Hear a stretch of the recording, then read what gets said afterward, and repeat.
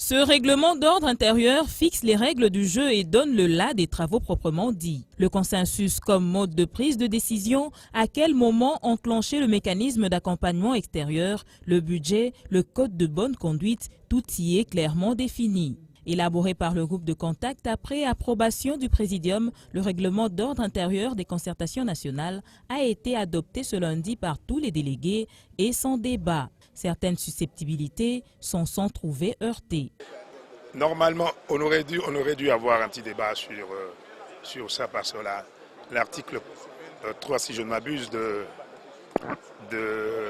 l'ordonnance du chef de l'État demandait simplement au Présidium de préparer et d'adopter à son niveau le règlement intérieur et le présenter à la plénière. Donc, en fait, comme en droit, le président aurait dû soumettre le règlement intérieur pour un petit débat. Ma préoccupation, vous avez déjà vu, madame, dans l'histoire du monde, on adopte les règlements d'ordre intérieur tel que vous venez de le voir là, de le constater? Non, c'est un règlement d'ordre intérieur. J'avais ma préoccupation, je devrais poser cette préoccupation-là. J'avais des amendements, mais on n'a pas donné l'occasion à ce que ces amendements soient attendus par d'autres collègues. Et c'est quand même triste, hein?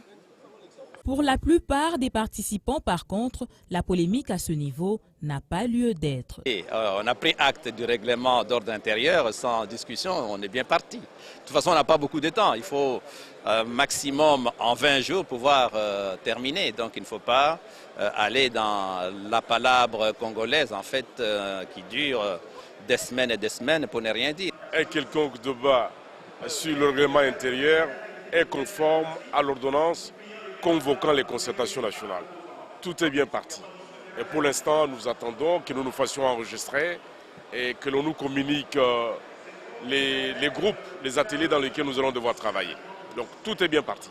Oui, c'est très bien parti puisque nous respectons le calendrier, l'ordre de travail. Le règlement intérieur vient d'être non seulement adopté par le Présidium, présenté à la plénière qui en a pris acte.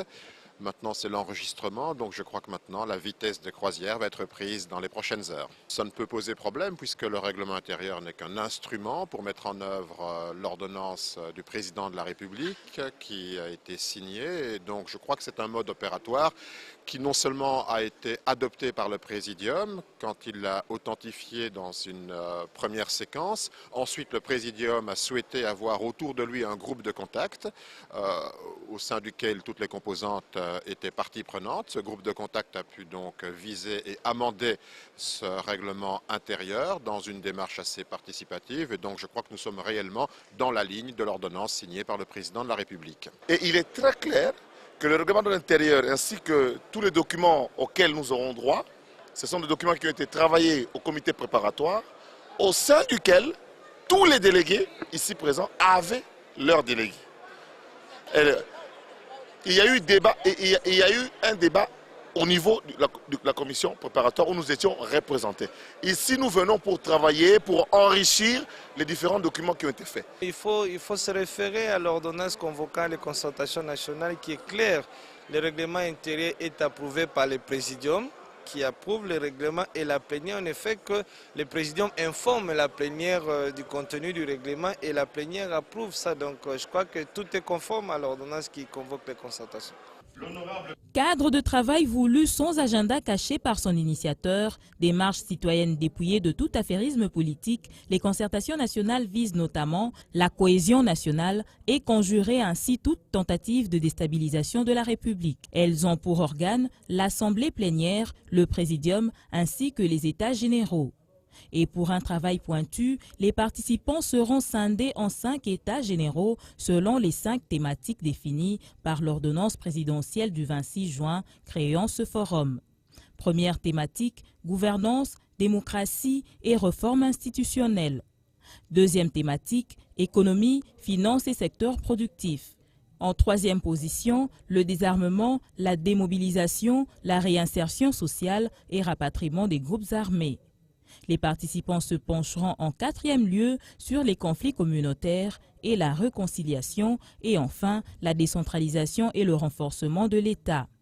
Les conclusions de ce grand forum seront transmises au président de la République qui en rendra compte à la nation au travers du Congrès, Assemblée nationale et Sénat réunis.